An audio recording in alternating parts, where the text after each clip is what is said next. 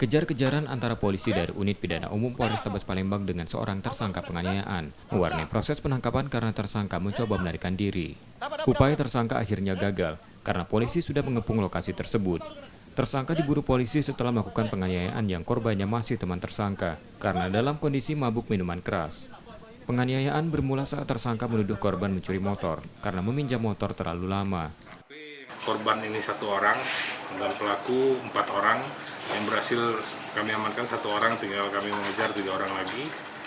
Dia modusnya, misalnya kronologis kejadiannya, mereka ini sebenarnya berkawan korban dengan pelaku juga. Saat minum keras, si korban ini minjem motor dari salah seorang pelaku. Karena mungkin lama motor itu, ya posisi yang pelaku juga sudah mabuk kan. Pada saat motor itu kembali pulang, dia terjadilah cekcok. Dia bilang, "Kau mau ngambil motor aku ya, mau maling," padahal karena memang posisi mabok kan, sehingga terjadi salah pahaman, langsung ribut. Dia berkelahi di situ, berempat dikeroyok korban. Karena perbuatannya itu, tersangka terancam hukuman 5 tahun penjara. Yudi Kiswanto, Kompas TV, Palembang, Sumatera Selatan.